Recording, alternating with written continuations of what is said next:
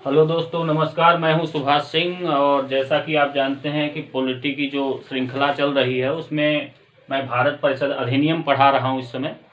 अब भारत परिषद अधिनियम थोड़ा सा क्रिटिकल टॉपिक है और इसको समझने के लिए बहुत आराम से आप लोगों को समझना पड़ेगा कि भारत परिषद अधिनियम में क्या क्या था। मैंने 1861 का परिषद अधिनियम पढ़ा दिया है। आज मैं चर्चा करूंगा 1892 का अधिनियम और भारतीय परिषद अधिनियम 1909। दोनों को एक साथ इसलिए पढ़ा रहा हूं कि दोनों में लगभग कुछ समानताएं हैं और इन समानताओं को कहां कहां है मैं उसको बताऊंगा। तो हम शुरू कर रहे हैं भारतीय परिषद अधिनियम 1892। इसकी जो मुख्य विशेषताएं यह रही कि केंद्रीय और प्रांतीय परिषदों में गैर सरकारी सदस्यों की संख्या बढ़ा दी गई, लेकिन बहुमत का अधिकार सरकारी सदस्यों के पास बना रहा।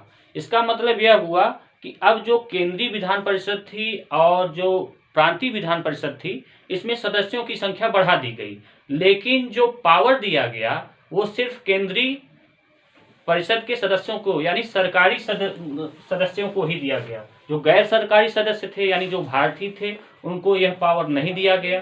दूसरा चीज यह था कि भारतीयों को बजट पर बहस करने का अधिकार दे दिया गया। अब भारतीय यहाँ पे बजट पर बहस कर सकते थे, यानी जो विधान परिषद में बजट बन रहा था उस पर चर्चा कर सकते थे, लेकिन प्रश्न पूछने का अधिकार नहीं था। यही समानता है। यहाँ पर देखेंगे 1809 के कानून में तो बजट पर प्रश्न पूछने का अधिकार यहाँ से आता है। यहाँ पर सिर्फ बहस कर सकते थे, प्रश्न पूछ नहीं सकते थे। तीसरा यह था कि अप्रत्यक्ष चुनाव प्रणाली की शुरुआत हुई, यानी जो सदस्य चुने जाते थे वो अप्रत्यक्ष रूप से चुने जाते थे, यानी चुनाव अभी भी नहीं होता था। एक लास्ट पॉइंट था कि गैर सरकारी सदस्यों का चुनाव प्रांत में गवर्नर को संगठनों के सिफारिश पर नियुक्ति करनी पड़ती थी। ये संगठन थे जिला परिषद, नगर पालिका, विश्वविद्यालय, चैम्बर ऑफ कॉमर्स।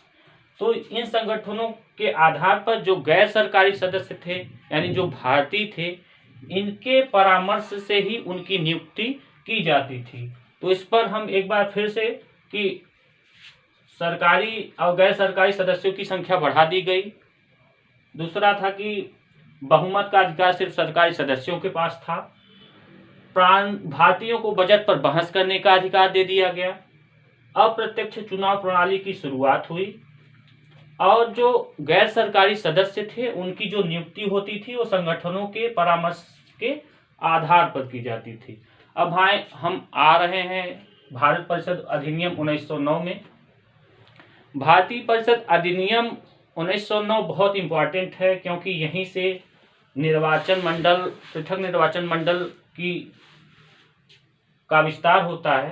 तो इसके जो जनक थे मार्ले और मिंटो, ये दो बहुत फेमस सचिव और वायसराय हुए। मार्ले जो थे वो सचिव थे और मिंटो यहाँ पे वायसराय बनाए गए। तो पहला पॉइंट था पृथक निर्वाचन मंडल की शुरुआत कर दी गई, यानी यहीं से जो चुनाव होते थे वो अलग अलग निर्वाचन के आधार पर, यानी मुस्लिमों को जो सदस्यों का जो चुनाव था वो सिर्फ मुस्लिम मतदाता ही कर सकता था।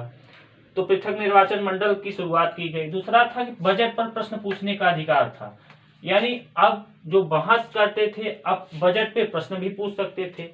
जैसे प्रश्न थे अनुपूरक प्रश्न, बजट पर संकल्प रखना, यानी अब भारतीयों को कुछ और अधिकार दे दिया गया यहाँ से।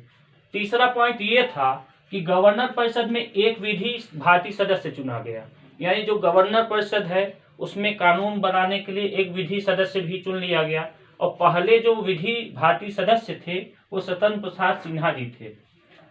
चौथा पॉइंट यहाँ पे यह है कि केंद्र और प्रांतों के परिषद में सदस्यों की संख्या बढ़ा दी गई, यानी एक बार फिर से केंद्रीय विधान परिषद में और प्रांतीय विधान परिषद में सदस्यों की संख्या बढ़ा दी गई।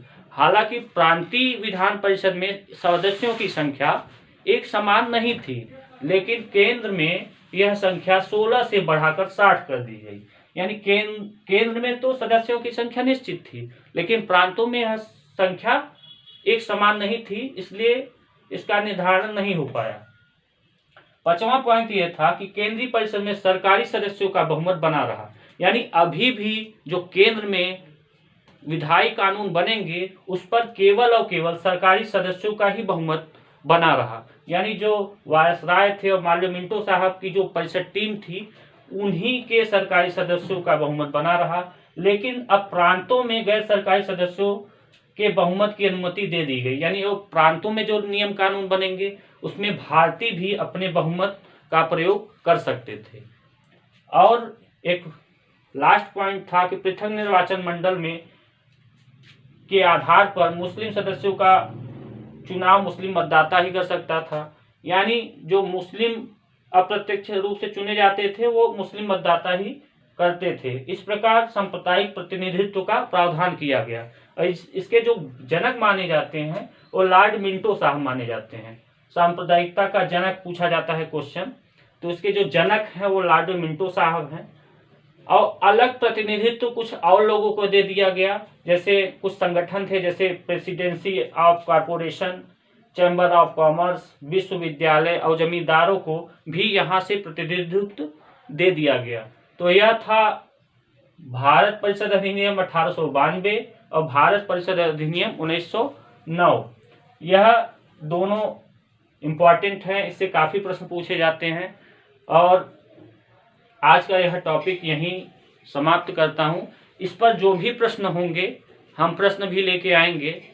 और हम अब अगला जो भारत परिषद अधिनियम, भारत शासन अधिनियम है 1919 उसको और 1935 को एक साथ लेके आएंगे, क्योंकि उसमें भी कुछ समानताएं हैं। और एक वीडियो बनाएंगे 1900 भारत स्वतंत्रता अधिनियम 1947। बहुत बहुत धन्यवाद आप लोगों का।